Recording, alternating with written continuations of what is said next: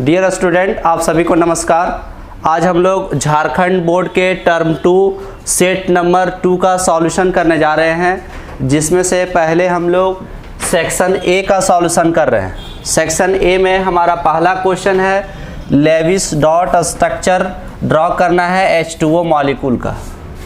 तो H2O molecule का Levi's dot structure हम लोग ड्रॉ कर रहे हैं। तो H2O सेंटर पे ऑक्सीजन को रखेंगे, साइड साइड में हाइड्रोजन को रखेंगे। हाइड्रोजन का 1 इलेक्ट्रॉन होता है, तो 1 इलेक्ट्रॉन हम लोग यहाँ पर लिख रहे हैं। ऑक्सीजन का 6 इलेक्ट्रॉन होता है, तो 2 नीचे 4, 1 इधर 5, 1 इधर 6। हाइड्रोजन क्या करता है कि 2 इलेक्ट्रॉन लेने के बाद ये सेटिस्फाई होता है, तो 2 इलेक्ट्रॉन इसको दे रहे हैं। हाइड्रोजन इधर से 2 इलेक्ट्रॉन ले रहा है, एक अपना और एक ऑक्सीजन का। ऑक्सीजन का चूँकि ऑक्टेट पूरा करना है, 8 इलेक्ट्रॉन दिखाना है, तो हम लोग यहाँ से देख रहे हैं कि 2, 2 4, 5, 1 6 और हाइड्रोजन का 2 ले लेगा तो इसका ऑक्टेट पूरा हो जाएगा। यानी इस तरह से हमारा H2O मॉलिक्यूल का लेविस डॉट स्ट्रक्चर हो जाएगा। अब हम लोग नेक्स्ट क्वेश्चन देख रहे हैं। क्वेश्चन नंबर हमारा सेकंड है। लिखा हुआ है कि define isolated system. Isolated system किनको कहते हैं, तो इनके लिए डेफिनेशन हमने लिख रखा है, if the boundary of the system, अगर किसी सिस्टम का boundary is permeable neither for matter nor for energy. अगर कोई बाउंड्री ऐसा हो सिस्टम का जहाँ पे ना ही मैटर और ना ही एनर्जी का ट्रांसफॉर्म हो रहा होगा, तो हम लोग इस तरह के सिस्टम को नाम देंगे isolated system. Is called an isolated system. जैसे अगर हम लोग टी यानी चाय को थर्मोस में रख दें, थर्मस फ्लास्क में, तो वहाँ पे क्या होता है कि हीट उसका टी का बना हुआ रहता है और टी जितना हम लोग अमाउंट में लेंगे उतना ही अमाउंट में बचा हुआ रहता है। तो ये हमारा एग्जाम्पल हुआ आइसोलेटेड सिस्टम का। आगे लिखा हुआ है कि राइट जनरल इलेक्ट्रॉनिक कॉन्फ़िगरेशन। हमको देखना है पी ब्लॉक का। तो पी ब्लॉक का जनरल इलेक्ट्रॉनिक कॉन्फ़िगरेशन होता है NS2 NP1 से लेकर के 6 तक। ये इनका जनरल इलेक्ट्रॉनिक कॉन्फ़िगरेशन होता है। आगे हम लोग देख रहे हैं क्वेश्चन नंबर 4। क्वेश्चन नंबर 4 है what is the effect of catalyst on equilibrium state of a reaction. तो जब रिएक्शन इक्विलिब्रियम स्टेट पे चला जाता है उस टाइम कैटलिस्ट का रोल ख़त्म हो जाता है, इसलिए हम लोग लिखे हुए हैं there is no effect of catalyst on equilibrium state of a reaction. जब रिएक्शन इक्विलिब्रियम पे चला जाएगा उस समय कैटलिस्ट का इफेक्ट ख़त्म हो जाएगा। क्वेश्चन नंबर 5 हम लोग देख रहे हैं डिफाइन ऑक्सीडाइजिंग एजेंट। आपको डिफाइन करना है ऑक्सीडाइजिंग एजेंट को। The substance which oxidises another substance. अगर कोई सबस्टांस किसी दूसरे सबस्टांस को ऑक्सीडाइज कर रहा होगा तो उस सबस्टांस को हम लोग बोलेंगे ऑक्सीडाइजिंग एजेंट। जैसे एग्जाम्पल के लिए हम लोग यहाँ पर ऐसे ले रहे हैं, जैसे यहाँ पर सोडियम है, सोडियम रिएक्ट किया Cl2 के साथ, तो ये रिएक्शन करके बनाया NaCl। यहाँ पे अगर हम लोग देखें सोडियम का ऑक्सीडेशन नंबर 0, क्लोरीन का 0, यहाँ सोडियम का +1 और यहाँ क्लोरीन का -1, क्लोरीन का यहाँ पर -1, तो -1 देख रहे हैं। अब यहाँ पर हम लोग देखें तो हमारा सोडियम जो है 0 से चला गया है +1 में। इसका मतलब है कि सोडियम का ऑक्सीडेशन हुआ है और ऑक्सीडाइज कौन कर रहा है, Cl2 कर रहा है। तो Cl2 को हम लोग बोलेंगे ऑक्सीडाइजिंग एजेंट। ऑक्सीडाइजिंग एजेंट ये हमारा ऑक्सीडाइजिंग एजेंट का काम करेगा। इसी तरह से हम लोग उल्टा भी, अगर हम लोग को पूछेगा रिड्यूसिंग एजेंट, तो यहाँ पर लिखेंगे the substance which reduces another substance is called reducing agent. तो रिड्यूसिंग एजेंट में सेम यही एग्जाम्पल दीजिएगा और आप सोडियम को लिख दीजिएगा रिड्यूसिंग एजेंट। मैं शॉर्ट में लिख रहा हूँ RA। अगला हमारा क्वेश्चन है right the IUPAC name of तो आईपीएसी नेम लिखना है। तो आईपीएसी नेम लिखने के लिए सबसे पहले आपको लॉन्गेस्ट चेन का सिलेक्शन करना होता है। तो लॉन्गेस्ट चेन का सिलेक्शन कर रहे हैं, तो यहाँ से हम लोग ले रहे हैं, ऐसे सेलेक्ट कर रहे हैं, इनको ऐसे चुन रहे हैं लॉन्गेस्ट चेन। ये हमारा लॉन्गेस्ट चेन है। अब लोग नंबरिंग उधर से करते हैं जिधर से यहाँ पर ब्रांच नज़दीक होता है। तो ब्रांच इधर से 1 2 और इधर से 1 2 3 पे, तो हम लोग इधर से नंबरिंग करेंगे 1 2 3 4 5 6। हम लोग देख रहे हैं कि CH3 2 पे आया है तो 2 लिखेंगे, और CH3 फिर 4 पे आया है तो 4 लिखेंगे, यानी 2 4 2 बार आया है तो डाई, और CH3 के लिए मिथाइल, और 6 है कार्बन तो 6 के लिए हेक्स, और सिंगल बॉन्ड के लिए ANE, यानी कि हमारा आंसर हुआ 2,4 डाईमिथाइल हेक्सेन। अब हम लोग नेक्स्ट क्वेश्चन देख रहे हैं, क्वेश्चन नंबर 7। क्वेश्चन नंबर 7 है what is the value of pH for a neutral solution. तो न्यूट्रल सॉल्यूशन के लिए pH होता है, न्यूट्रल के लिए pH होता है 7। यही आपको अगर एसिडिक के लिए पूछेगा तो एसिडिक के लिए हम लोग यहाँ पर एसिडिक के लिए अगर आपसे पूछा जाए तो हम लोग एसिडिक के लिए लिखने वाले हैं pH जो होगा वो 7 से कम होगा, यानी लेस देन 7। और यही अगर बेसिक के लिए पूछेगा तो हम लोग बेसिक के लिए बोलेंगे कि pH का जो वैल्यू होगा वो ग्रेटर देन 7 होगा। तो यहाँ 3 टाइप का क्वेश्चन के लिए मैंने आंसर लिख दिया है। अब हम लोग सेक्शन नंबर B पे जा रहे हैं। सेक्शन A ख़त्म हो चुका है, सेक्शन B में जा रहे हैं। सेक्शन B में है कि ये सिस्टम एब्जॉर्ब, कोई सिस्टम एब्जॉर्ब कर रहा है 701 joule heat and 394 joule work is done by it, calculate the internal energy change of the system. तो इंटरनल एनर्जी चेंज यानी delta E is equal to होता है Q प्लस W। आपको यहाँ पर जो ध्यान देने वाली बात है वो ये देना है कि अगर हीट लॉस्ट होता है, लॉस्ट बाय द सिस्टम, अगर सिस्टम हीट को लॉस कर रहा होगा तो यहाँ से हम लोग Q का वैल्यू नेगेटिव लेने वाले हैं। और अगर हीट एब्जॉर्ब कर रहा होगा, अच्छा एब्जॉर्ब के जगह पे गेन भी लिखा हुआ रह सकता है, या फिर हम लोग सप्लाई भी लिख सकते हैं। अगर सप्लाई कर रहे हैं, सप्लाइड ऑन द सिस्टम, अगर सिस्टम में ऐसा हम लोग सप्लाई दे रहे हैं तो हम लोग बोलेंगे कि Q का वैल्यू जो होगा वो पॉजिटिव होगा। ऐसा ही अगर work done by the system रहा होगा, बाय द सिस्टम, अगर सिस्टम के द्वारा वर्क रहा होगा तो W का वैल्यू हमको नेगेटिव लेना है। और अगर रहा होगा वर्क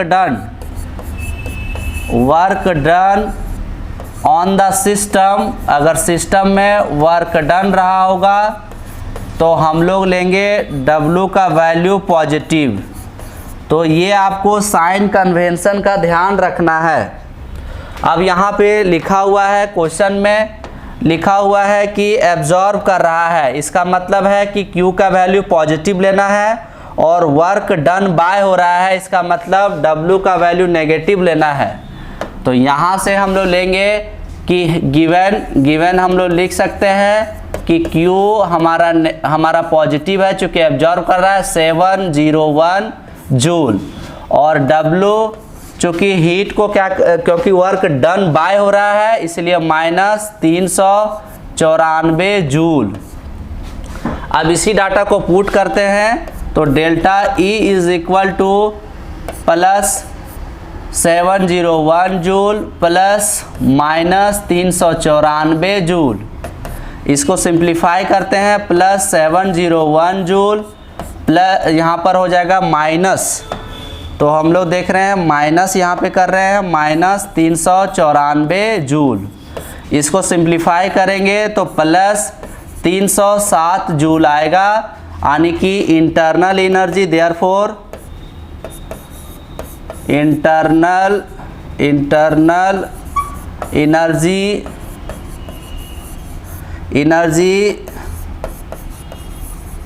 इंक्रीजेज, यहाँ पर internal energy of the system लिख सकते हैं हम लोग, ऑफ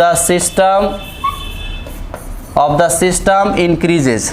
अब हम लोग नेक्स्ट क्वेश्चन देख रहे हैं, क्वेश्चन नंबर 9 है, बोलता है find the number of sigma bond और पाई बॉन्ड। तो सिग्मा बॉन्ड और पाई बॉन्ड को कैलकुलेट करने के लिए इन्होंने दिया है C2H4। तो C2H4 जैसे C डबल बॉन्ड C और एक हाइड्रोजन इधर से, एक हाइड्रोजन इधर से, एक हाइड्रोजन इधर से, एक हाइड्रोजन इधर से। अगर इसमें हम लोग देखेंगे तो सिंगल बॉन्ड में एक सिग्मा यहाँ, एक सिग्मा यहाँ पर, एक सिग्मा, एक सिग्मा, एक सिग्मा। डबल बॉन्ड में एक पाई भी रहता है। तो टोटल अगर हम लोग सिग्मा की बात करें, टोटल नंबर ऑफ सिग्मा की बात करें, तो सिग्मा बॉन्ड जो होगा हमारा, यानी कि नंबर ऑफ सिग्मा बॉन्ड 1 2 3 4 5 होगा, और नंबर ऑफ पाई बॉन्ड की संख्या 1 होगी। इसी तरह से हम लोग बी में देखें तो होगा H ट्रिपल बॉन्ड C ऐसे H। इसमें अगर हम लोग देखेंगे तो यहाँ पर एक सिग्मा, यहाँ भी एक सिग्मा, यहाँ भी एक सिग्मा, और यहाँ पर 2 पाई, यानी कि टोटल नंबर ऑफ अगर सिग्मा देखा जाए तो सिग्मा जो होगा वो सिग्मा बॉन्ड की संख्या यहाँ पर 3 होगी, और यहाँ पर पाई बॉन्ड की संख्या 2 होगी। तो इस तरह से हम लोग क्वेश्चन नंबर 9 को भी सॉल्व कर चुके हैं। अब आगे देखने वाले हैं क्वेश्चन नंबर 10। बोलता है what are Lewis acids and bases, और एक एक एग्जाम्पल भी हम लोग दे सकते हैं या ज़्यादा भी दे देंगे। लेविस एसिड लिखा हुआ है कि the substance which can accept lone pair of electron. अगर लोन पेयर ऑफ इलेक्ट्रॉन को एक्सेप्ट कर रहा होगा तो हम लोग उसको बोलेंगे लेविस एसिड। क्यों एक्सेप्ट कर रहा है? क्योंकि it is an electron deficient substance. Electron deficient substance है, इसीलिए इनको इलेक्ट्रोफाइल भी कहते हैं, यानी इलेक्ट्रॉन लविंग भी कहते हैं। यहाँ एक एग्जाम्पल लिखना था लेकिन हम 2 एग्जाम्पल लिख दिए हैं। अगला जो हमारा लेविस बेस है, the substance which can donate loan pair of electron. तो इलेक्ट्रॉन कौन डोनेट कर रहा होगा? It is an electron rich species. Species कैसा होगा? इलेक्ट्रॉन से रिच होगा, और ये एक्ट करेगा एज ए न्यूक्लियोफाइल। न्यूक्लियोफाइल मतलब न्यूक्लियस लविंग। एग्जाम्पल में H2O NH3। Next question, question number 11 है, name the elements of group 14 that forms most acidic oxide, या second question commonly found in +2 oxidation state और used as semiconductor.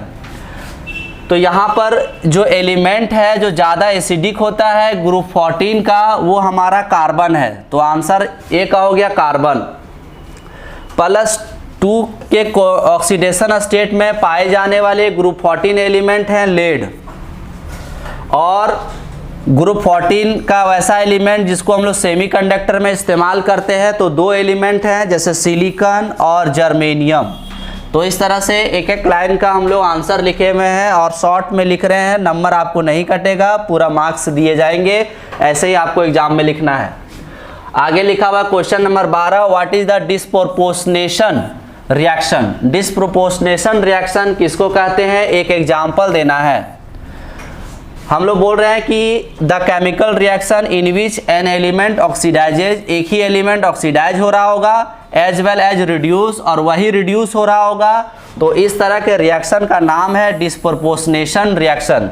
यानी कोई element अगर oxidise हो रहा होगा और रिड्यूस भी हो रहा होगा तो उस तरह के एलिमेंट को हम लोग, यानी उस तरह के रिएक्शन को बोलेंगे डिस्प्रोपोर्शनेशन रिएक्शन। जैसे एग्जाम्पल में हम लोग देख रहे हैं कि H2O2 है, और H2O2 कन्वर्ट हो गया H2O में और O2 में।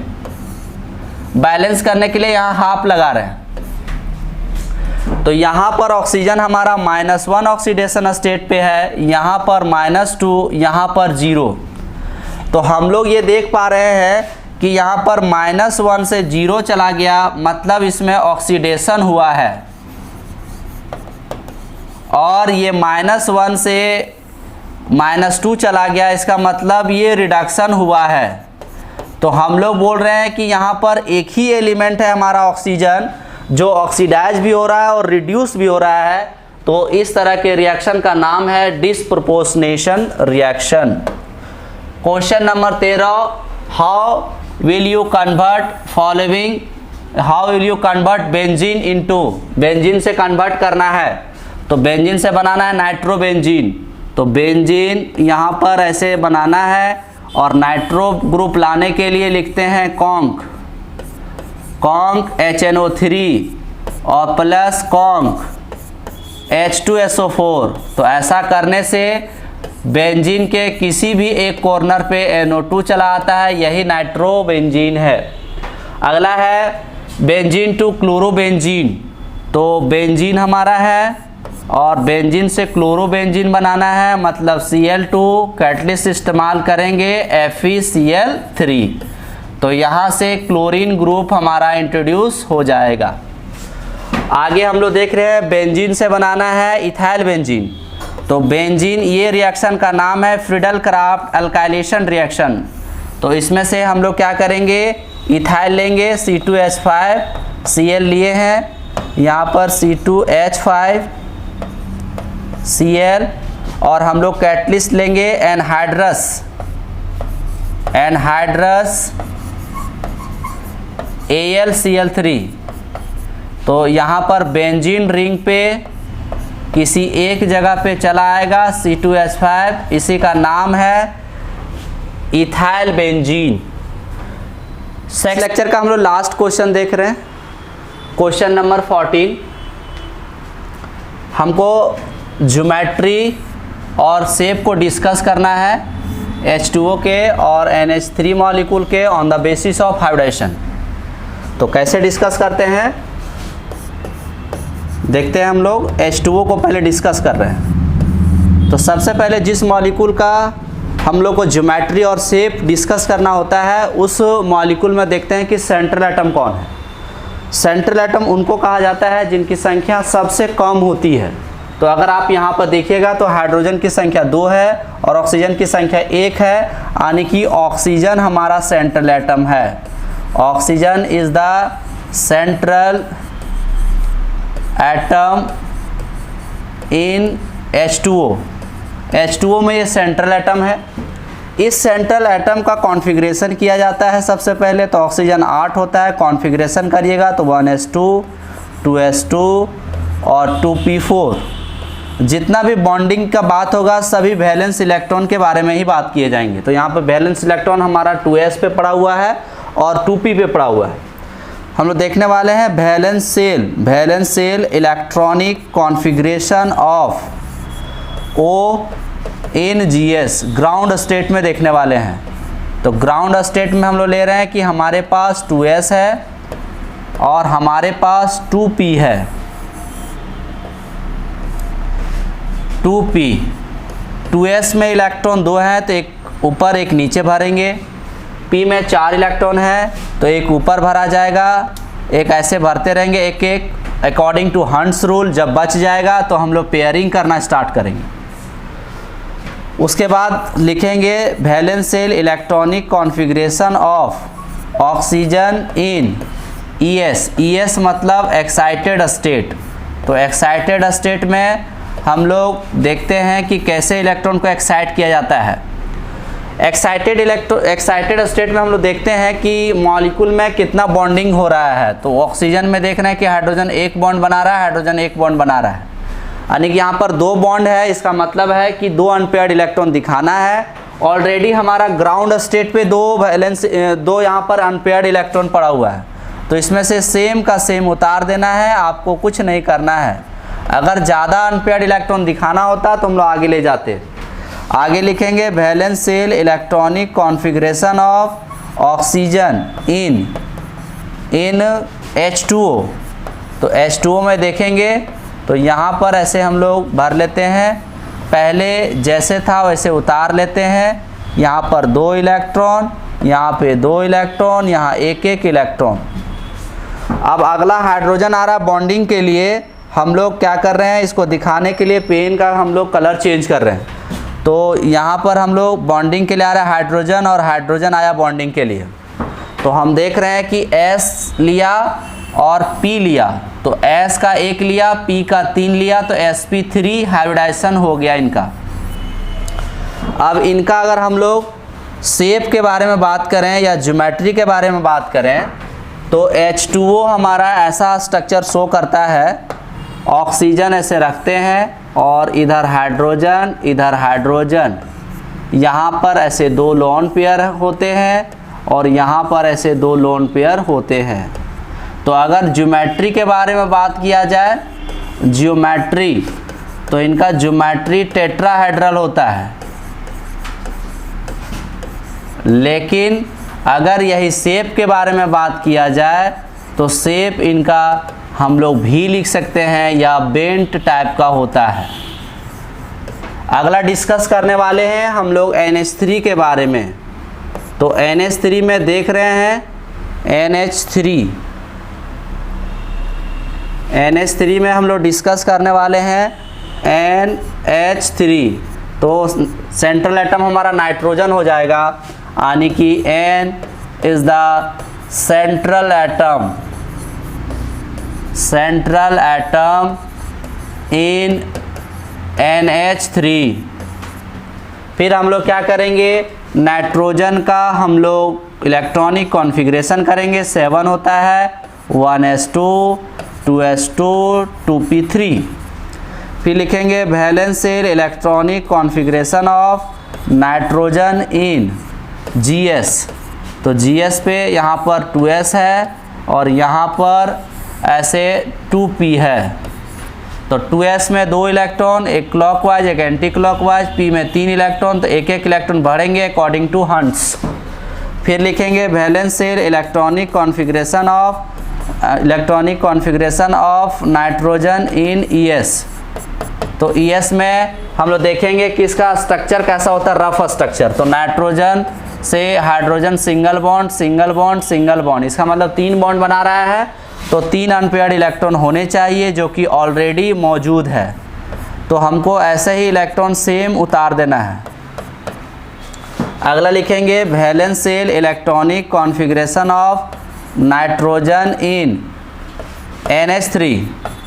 तो NH3 में हम लोग ऐसा सेम उतारेंगे, यहाँ 2 इलेक्ट्रॉन, एक एक इलेक्ट्रॉन है यहाँ पर, और हाइड्रोजन का एक बॉन्डिंग के लिए आ रहा है। तो हम लोग नेक्स्ट जो है कलर चेंज करके बता रहे हैं, ये कलर जो है हमारा हाइड्रोजन के लिए है।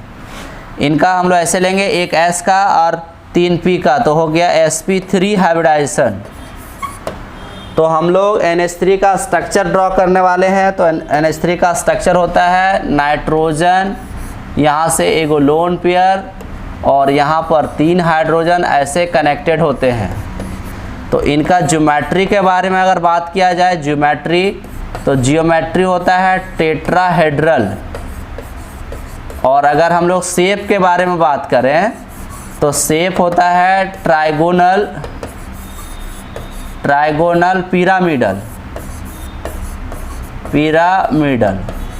तो इस तरह से हम लोग देखें पहला लेक्चर में सेट नंबर 2 का 14 नंबर तक क्वेश्चन तक आप लोग इस वीडियो को ज़्यादा से ज़्यादा शेयर करिए और हमको ऐसा कमेंट करिए कि सर हमको नेक्स्ट वीडियो चाहिए। अगर वीडियो आपको अच्छा लग रहा है तो हम लोग नेक्स्ट लेक्चर जल्द ही लेके आने वाले हैं।